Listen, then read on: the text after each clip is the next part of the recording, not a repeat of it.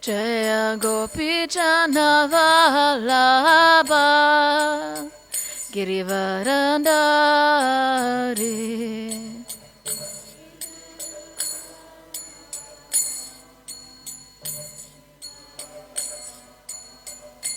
Jaya Gopi Jana Vallabha Girivaradari.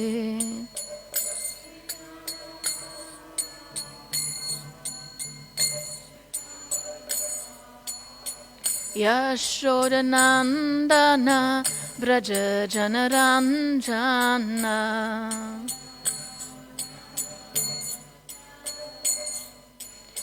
Yashodanandana Braja Janaranjana.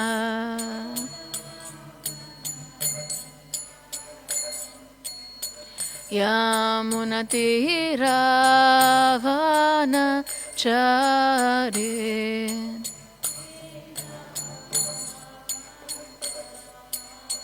Yamunatiravana Charit.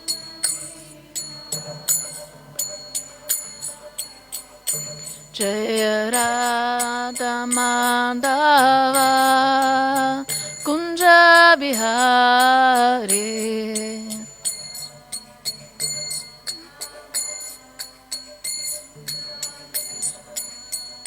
Jaya Radha Madhava Kunja Bihari.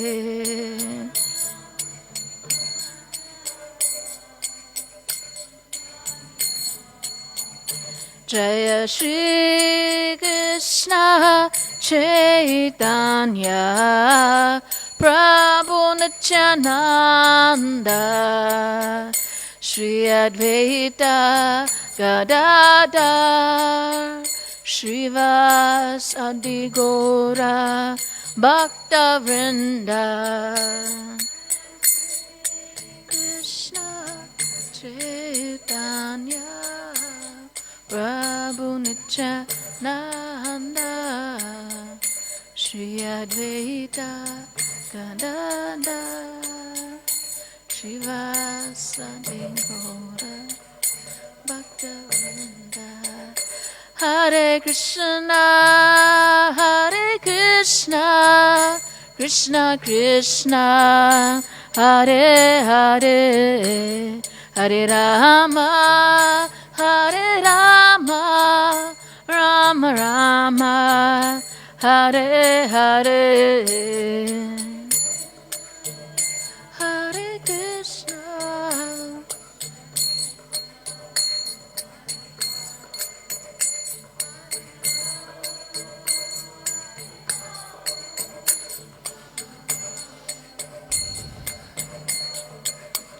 Hare Krishna, Hare Krishna, Krishna Krishna, Hare Hare, Hare Rama, Hare Rama, Rama Rama, Hare Hare.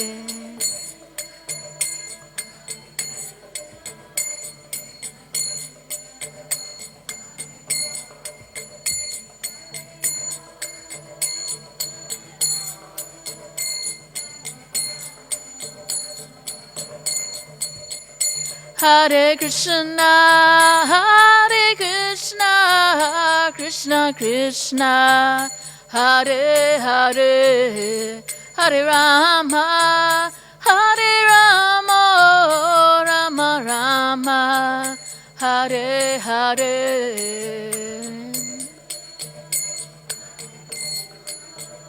Krishna Krishna, Hare Hare.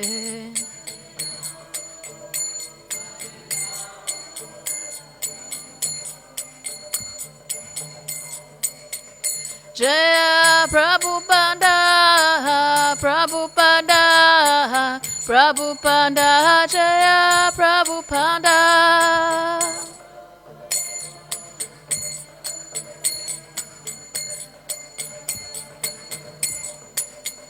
Prabhupada, Prabhupada, Prabhupada. Jaya Jaya Prabhupada.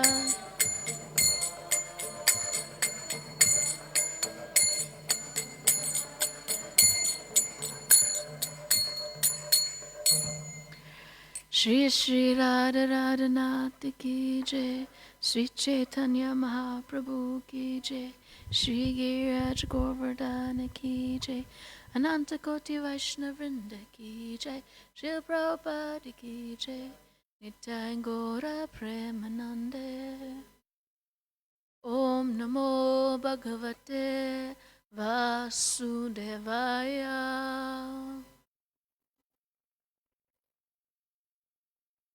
Om Namo Bhagavate Vasudevaya.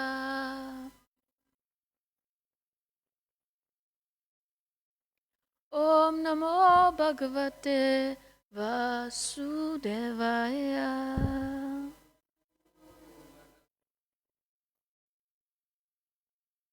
We're reading from Srimad Bhagavatam, Canto 4, Chapter 13, texts 13 to 20.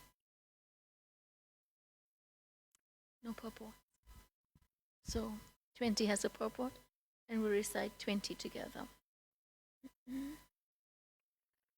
Pusparnasya prabhabarya dosacha dve babuvatu pratarmadya dinashayam iti hyasan prabhasuta. Pusparna had 2 wives named Prabha and Dosha. Prabha had 3 sons named Pratar, Madhyandinam, and Shayam. Pradosa nishito vyusta iti dosha sutastraya vyasta vyusta sutam puskarinyam sarvate jasam adade. Dosha had 3 sons, Pradosha, Nishita, and Vyusta. Vyusta's wife was named Puskarini, and she gave birth to a very powerful son named Sarvateja.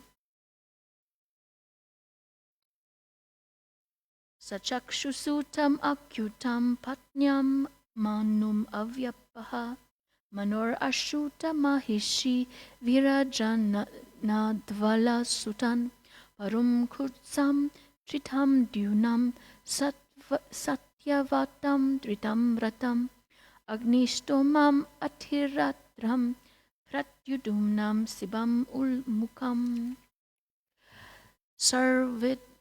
Sarvateja's wife, Akuti, gave birth to a son named Chakshusa, who became the 6th Manu at the end of the Manu millennium.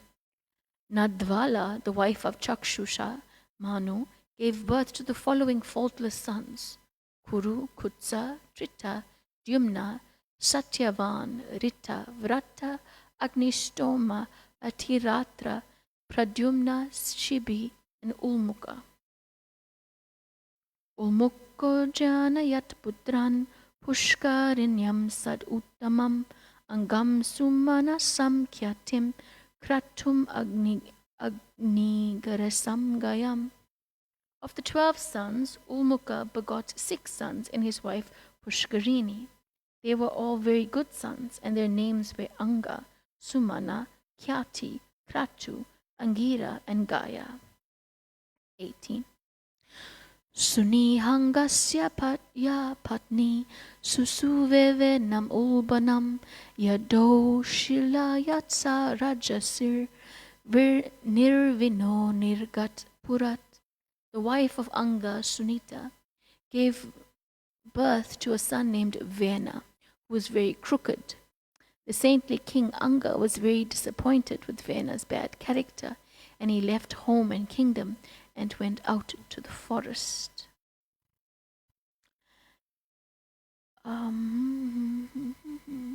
Yam Anga se pukupita vrajra munaya kila gata sostasya bhuyaste mamamantu dakshinam karam.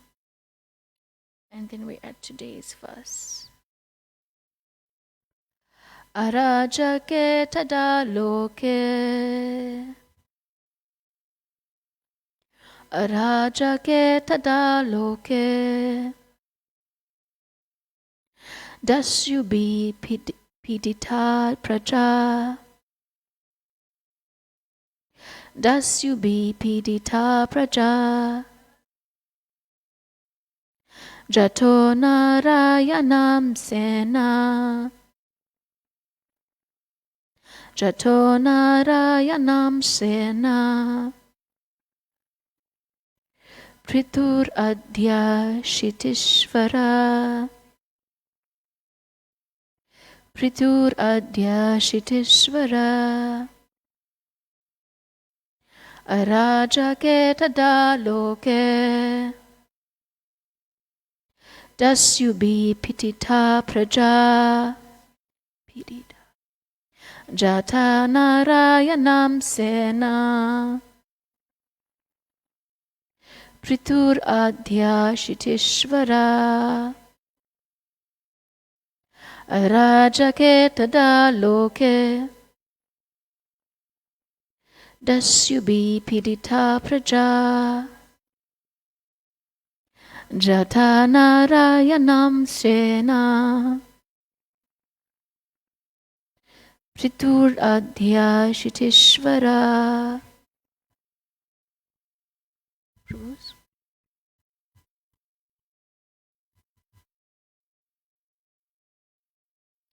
Arajake tada loke. Dasyu be pidita praja. Jato narayanam shena. Pritur adhya shitishvara. Vaishnavis. Arajake tada loke.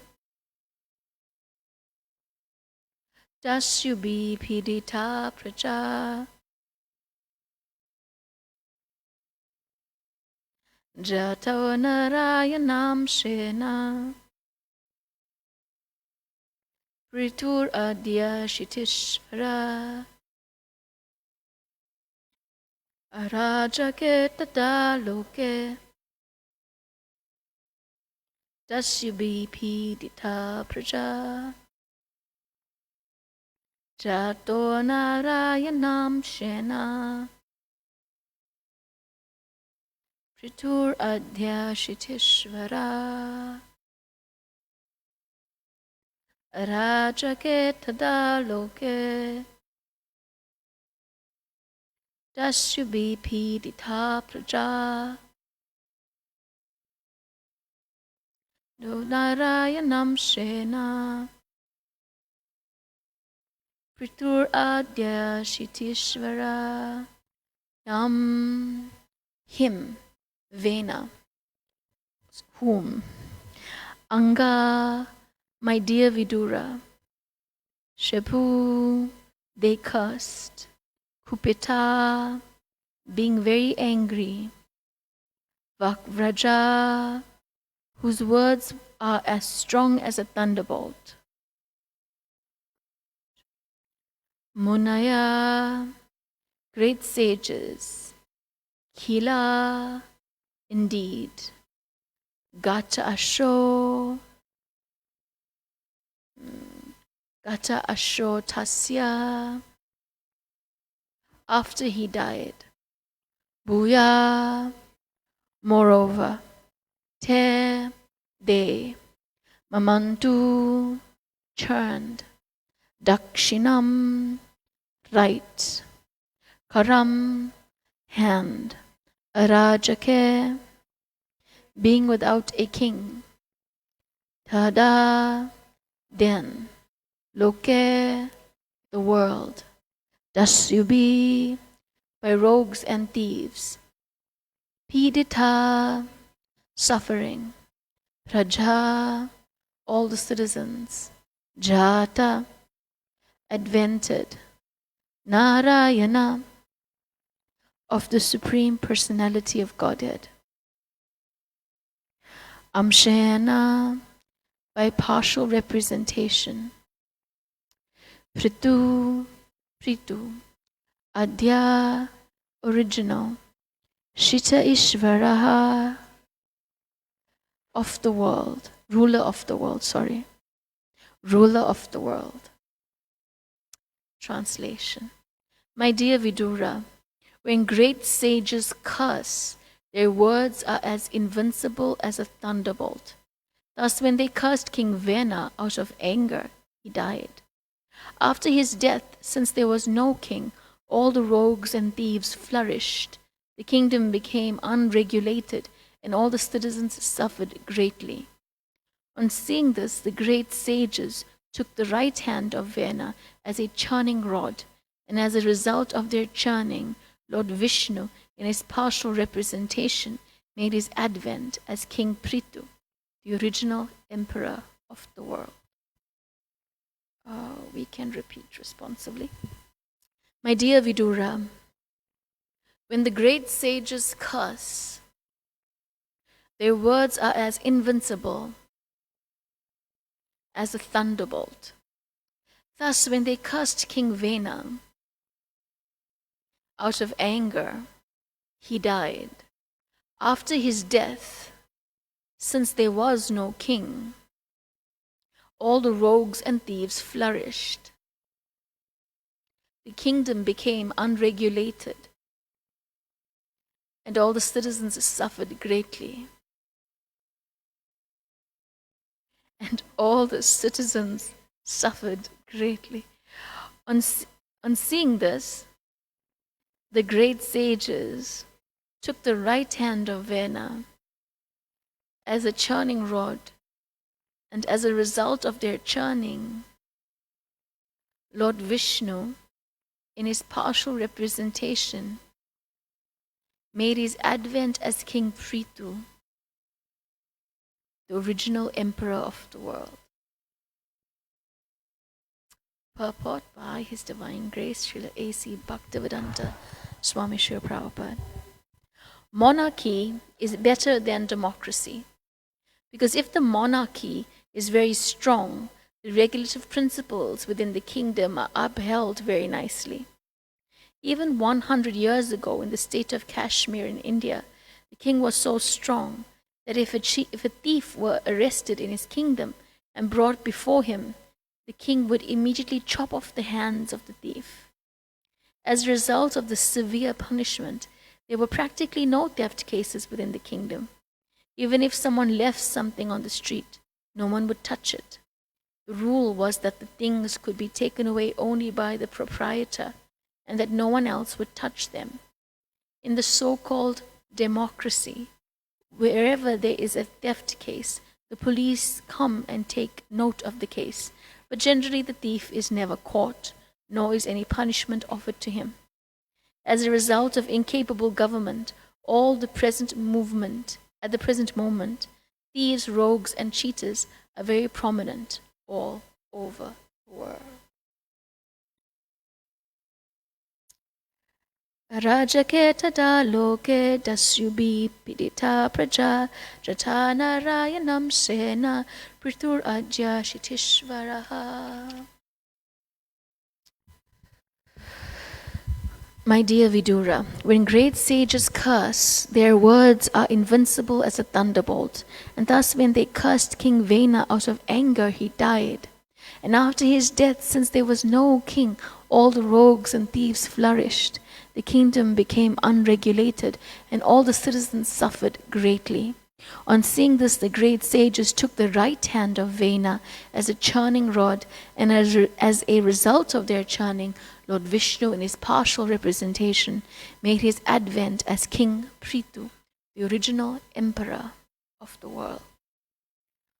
Om Jnana Timirandasya Jnananjana Shalakaya Chakshurunmilitam Yena Tasmai Shri Gurve Namaha Sri Chaitanya Manobhistam Stapitam Yena Bhutale Swayam Rupa Kadamayam Dadati Swapadantikam.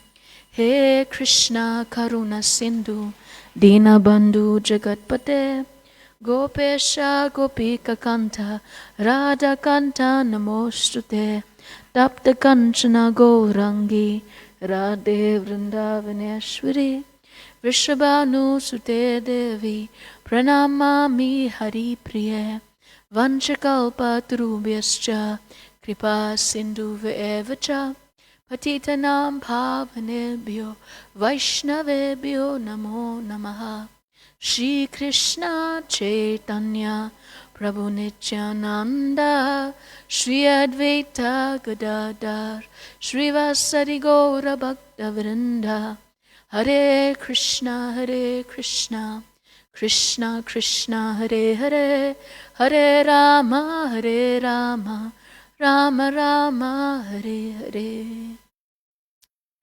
So we are in the chapter about the descendants of Dhruva Maharaj, and we're learning that from Dhruva came many lines of perfected beings. The word was used, faultless sons.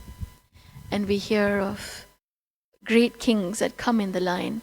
And then we get the story of King Vena, who was, as the Bhagavatam describes, crooked, to put it mildly.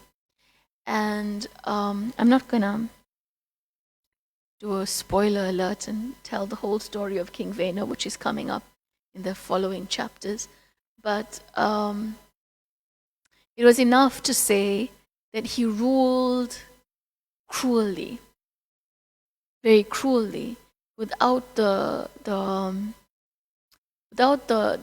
welfare of the people taken into account. And his cruelty was deep-rooted, vindictive cruelty.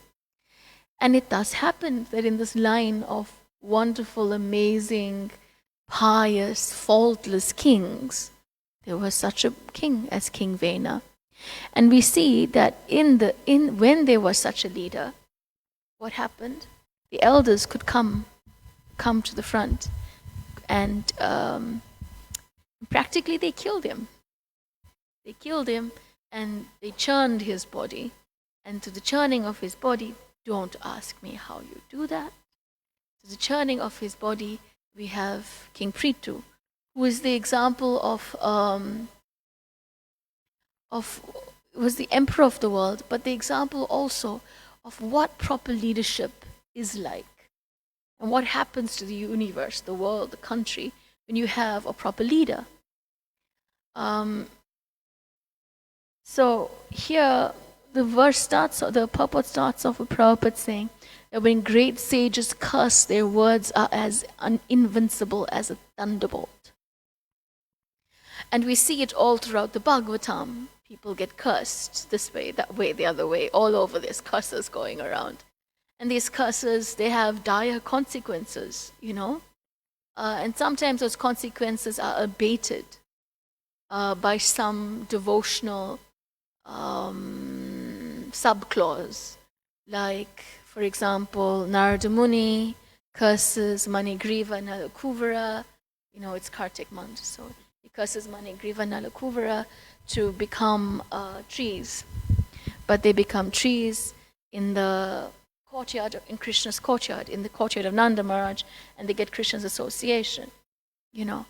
Parvati curses Chitraketu, and then there's the whole subsequent story that unfolds there with Vritrasura, and so curses kind of fly left, right, and center in the Bhagavatam all over the place. And we also know that Kali Yuga, it starts off with the curse of Shringi to Maharaj Parikshit, which results in this whole speaking of the Bhagavatam. It's interesting though, because it's said within the age of Kali, that Brahmanas now, should not curse. Because here the Brahmanas cursed King Vena out of anger. Their anger was righteous anger in terms of what they could see was the benefit of the country, of the universe, of the world, they could do it. But if we're impure and our anger is impure, then our curses also may backfire on us, Because what it is, when Narada Muni curses Nalikuvara and Manigriva, he's not doing sort of ego. He's doing so for the betterment of the individual. what you would call tough love. But if we take up that mood, of like, I curse you, then, are we doing it lovingly? Are we doing it for the benefit of the world, or or even the individual? And if we can't, then better we don't curse. And anyway, how much Brahmana we are as to how powerful our curses will be, yeah, it shouldn't. So therefore, we have another mood. We have paradukkaduki, that the devotee becomes saddened at the sadness of others, and happy at others' joy on the spiritual dimension. So that's compassion. But here we find compassion in this purport displayed in a way that we don't normally understand it and neither want it. Compassion is exposed here through punishment. And this is kind of like harsh, like I'm reading it, like, okay, they stole something, let's chop their hands off. And I'm like, I don't know. Like, okay, I accepted it's the words of Prabhupada, but it feels like heavy. It feels heavy, right? Something heavy. And here Prabhupada is voting monarchy over democracy. And here we are in South Africa. If anybody said monarchy over democracy, it would probably be the one hanging. But anyway, there's just so many points there. That firstly, monarchy versus democracy. Yes, when we don't have a monarch who is able to function on the pure level of King Prithu, when we have mini King Venas running all over the place, then it's very hard to have a monarchy. To have a dictator, someone who is dictating but for the welfare of everybody else. So unless a monarch is pure, then we've just seen it, like, again and again in our modern history. The French Revolution, Marie Antoinette, all of them, that whole thing. A monarchy that was selfish, based on sense gratification. When the upper classes now abuse the lower classes for the sake of their own enjoyment, that system can never work. It didn't work with the caste brahmanas in India. It didn't work in in France. It's just never going to work. So unless a monarch is pure,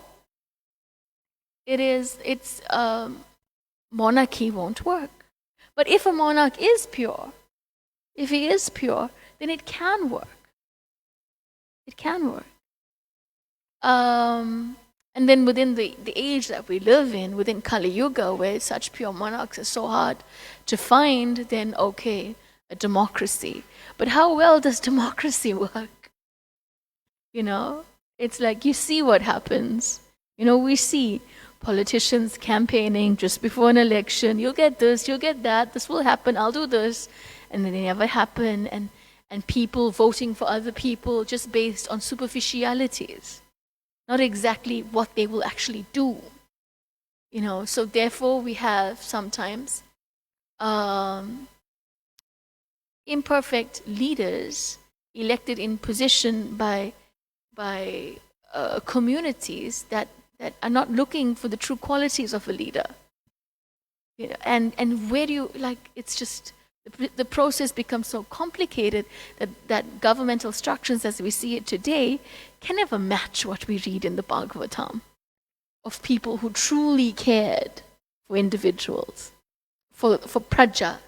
Praja, the citizens were considered praja, which means, like, praja is considered your own flesh, your own part of your family.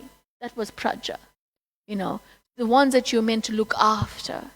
So therefore King Prithu, when we find it later in this 4th canto, we see how he so expertly took care of the needs of the universe.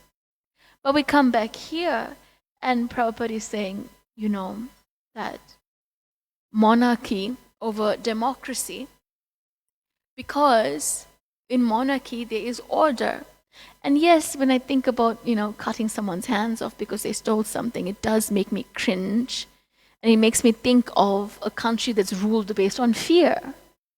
Don't do this, otherwise, off with your hand. You know. But then the opposite of it, if that isn't there, is then also a country ruled by fear. Because then the citizens, like what happened after King Vena was removed from position, the rogues and the thieves flourished, and then the citizens are in fear. So who should be in fear? The criminals or the citizens? In the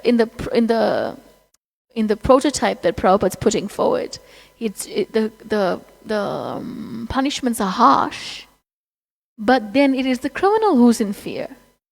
In the prototype that currently exists, the punishments may be lax, and then it's the citizens who are in fear. So either way, there's fear. Either way, there's fear. It's about who should be afraid. That's all it comes down to. Who should be afraid? Now, and the thing is now is that in the day and age that we live in, where are the elders? Where are the elders who are going to step in when a leader is out of line? And there isn't such elders. And these elders in the Bhagavatam, they had Shakti, they had power. Therefore, they could do that to King Vena. But even if we have spiritual structures that support government, most of the time they're there superficially, without any real power to say like, hey, you're out of line, Mr. President, stop. There isn't any real power given to them. So the Kali Yuga structure we see is geared for suffering. And coming back to this idea of punishment, we find again in the 10th chapter of the Bhagavad Gita, where Krishna says, of means of suppressing lawlessness, I am punishment. And it's not, it's an interesting thing, it's like I wouldn't want to call myself punishment, but Krishna puts it there. And Krishna puts it there for us to consider that learning lessons, we seldom can do it through joy. It's like seldom is it that especially for Kali Yuga inhabitants who have been groomed into sinful activity, it's seldom that we can learn through a happy process. It's often that we have to suffer a little bit before we learn. Maybe suffer a lot before we learn a little bit. Whichever way it works, is that the inbuilt sand in the sweet rice, the inbuilt mechanism of the material world to bring out some suffering, some punishment, the mechanism of karma, that everything will have a reaction. It's all there to prod the living entity to wake up from the material slumber and take proper spiritual action. And so therefore I think it's a self-reflective point, that we should think about it. How do I learn? How do I learn in Krishna consciousness? Do I have to learn, it says first class intelligence, you see somebody do something wrong and you got it. I'm not doing that. Look. No, first class is you hear. You hear, this is not good. You're like, got it. Second class is like you see it happening to somebody else. You heard it, it wasn't enough, but then you saw it happen to somebody. You got it.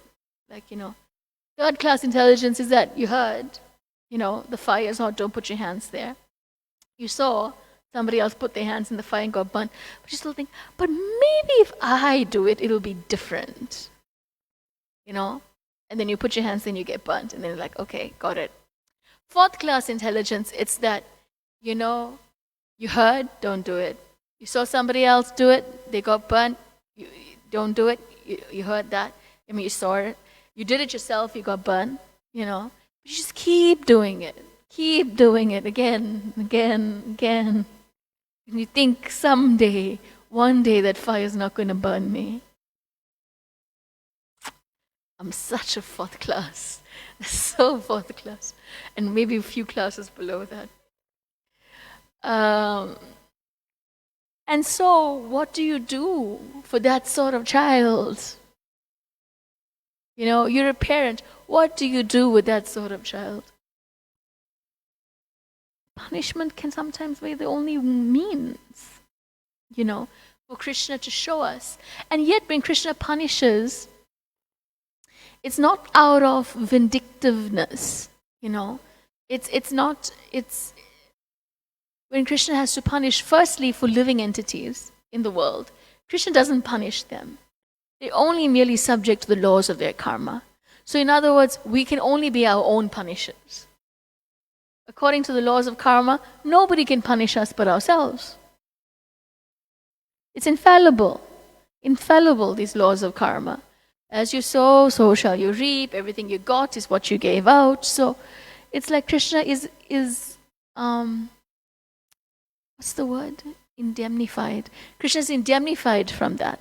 Because it's simply, you only get what you put out. Then when you become a devotee and you approach a spiritual path, and then Krishna is selecting what karma you face, then Krishna is selecting the karma that you face according to what lessons you need to learn, you know, to move through, to become better, to improve. And then we have to understand then this concept that Krishna is punishing because out of, in a sense, to improve. And that if we had the type of psychology that could learn through joy, then sure, Krishna would teach us through joy. But if we have the psychology that's only going to learn through suffering, then Krishna is forced to teach us through suffering. What else can we do? So therefore,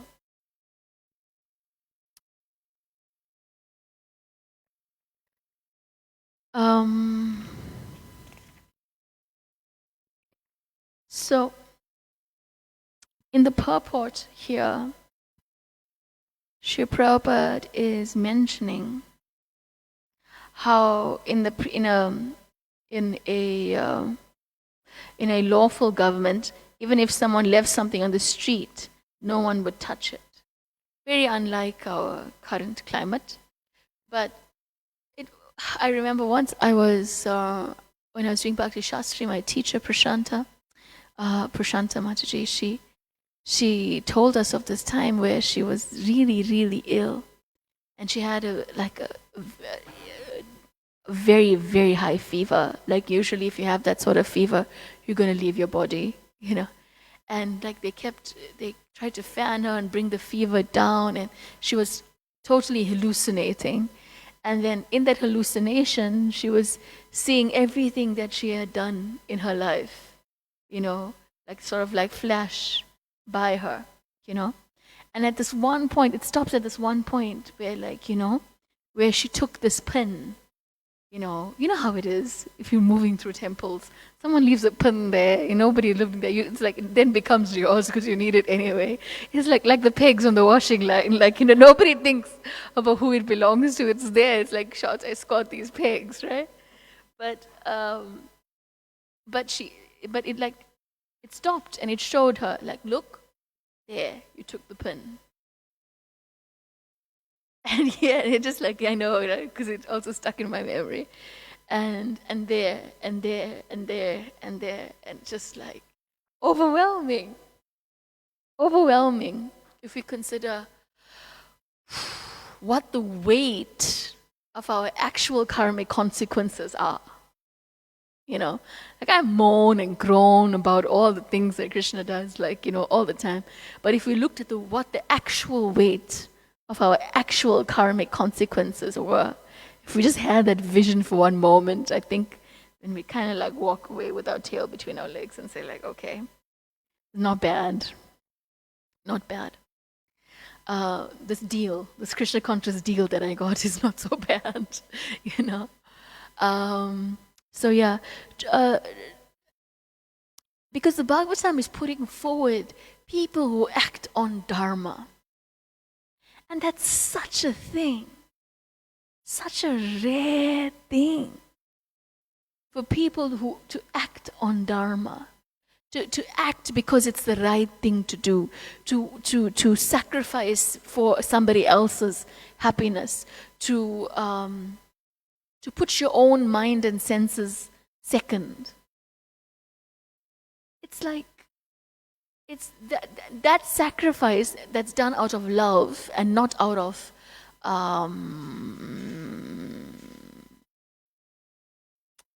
not duty is good. I'm saying not out of, for want of better words, weird mental dispositions, not done out of like codependency, This is actual dharma, understanding the sacrifice and making the sacrifice for the higher good, with the right intentions. It's just so rare, because we're selfish. We're selfish in Kali Yuga. It's all about me and what makes me satisfied. Even though we don't know how to satisfy ourselves, what gives me that temporary, flickering relief or moment, that becomes first. And then it's like, Kali Yuga becomes like kids in a candy store with, you ever watch those things when you were a child? You get 5 minutes in the toy store with a trolley, and you're going to take everything that you can in 5 minutes, like, or maybe less, maybe it's 2 minutes, I don't know. You ever watch that? I always wanted to be when I was a kid. So it's like, I would think like how I would be able to get the most things. But like, yeah, it's like that. But not the problem is, it's not just you with the trolley, it's you and the other 7 billion people on the planet. And then you end up with this tug of war, like me, no, and that's what we call relationship. That we're fighting over the same things. Hence, we're in a relationship, because we're now in the same proximity. It's just the selfishness is so deep rooted that these core moral principles of what it means to be a Kshatriya is utterly foreign to us, because we don't come close to human being. It's just so hard to even come close to just being a normal human being, let alone a Raja Rishi.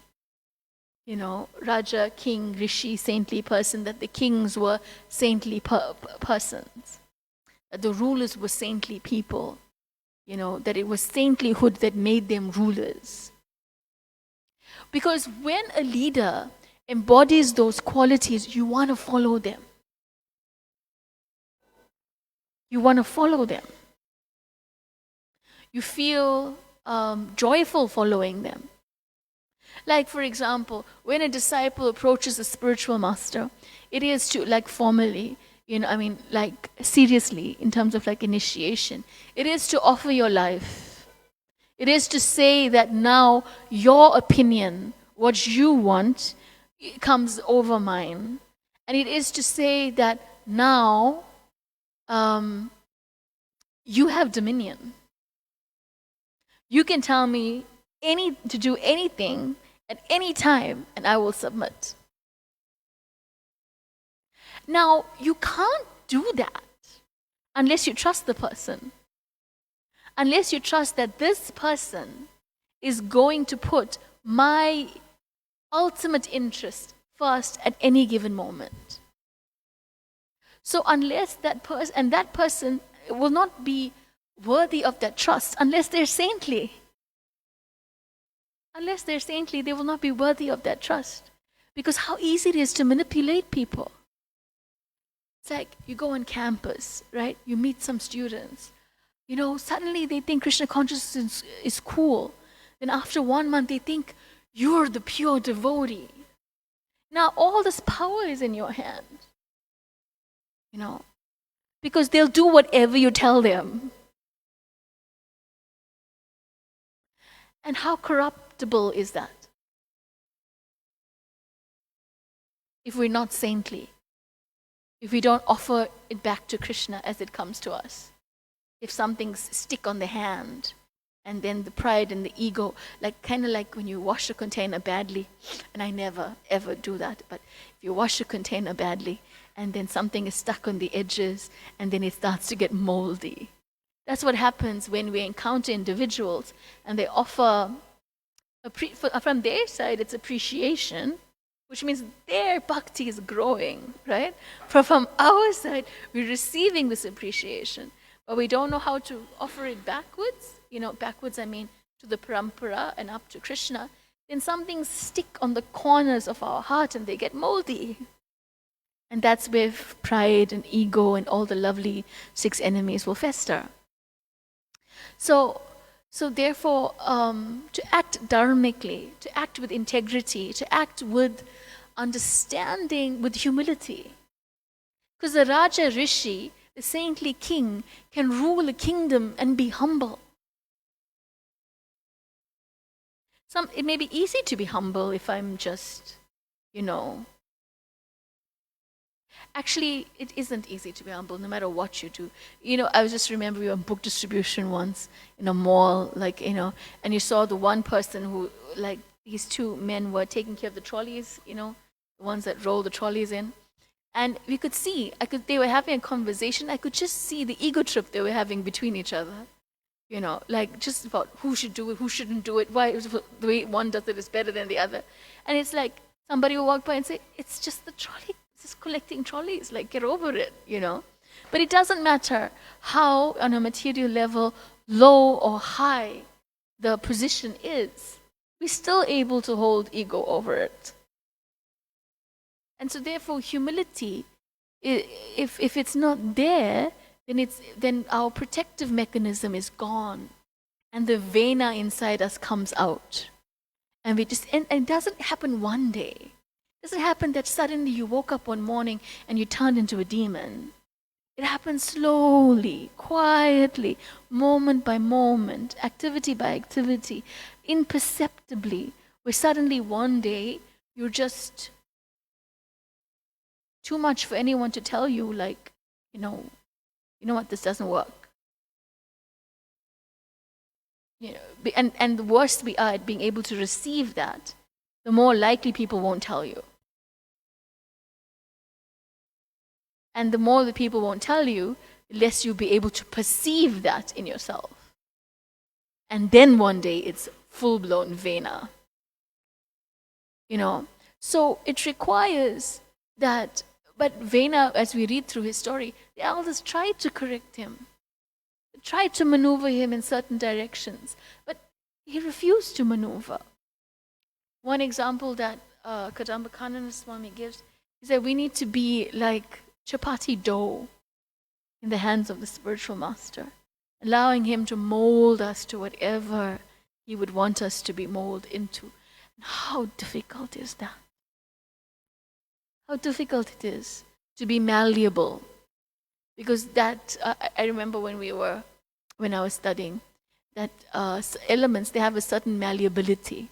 And it's almost, I cannot, correct me, I'm probably not sure here, but from what I remember, there's a certain level of how you measure how malleable something is, Or at least you would say whether it was low, high, or medium malleability per each metal, And where there's humility, there's malleability.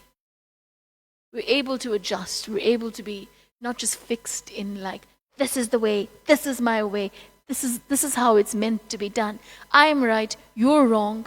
And also this ego, it does not just manifest in anger, outblown anger. It can be very passive. It can be, I'm just sensitive about these things. And so ego, therefore, can manifest in so many different ways. And we're not going to be King Prithu. But if we don't embody the qualities of King Prithu, when this 4th canto, I just happened to be in Vrindavan once when it was being studied. And when we studied King Prithu, specifically, it was Dhira Damodar Maharaj who was teaching it. And he just, as a disciple of Bhakti Tirtha Maharaj, he just Because King Prithu represents not just the king, but the spiritual teacher. So we would think, oh, spiritual master. But he didn't just leave it there. Anyone who was a spiritual leader of any sort. And if you come into the Hare Krishna movement from day one, on day two, you're meant to be leading. There's going to be somebody who comes that knows a little bit less than you, and you're leading. So it's not just for the upper theirs, And he would just never, ever, ever cut any slack for the leader. He just wouldn't. Your praja, you're responsible. Your praja, you're responsible. Again and again and again. And he lived that way. He lived that way. So at least we have examples within our spiritual community. At least we have examples of people with Prithu principles, to help check the venas in us. I'm going to leave it here. If there's any comments or thoughts or questions, we can take it now. If not, that's also okay.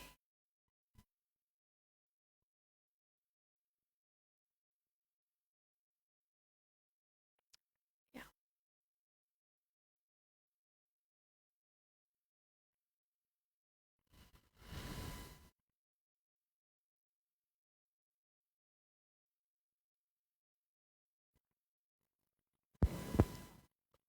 Hi, Krishna. So earlier you mentioned, it's just a curiosity. I'm trying to understand cases. You said there's cases that are good.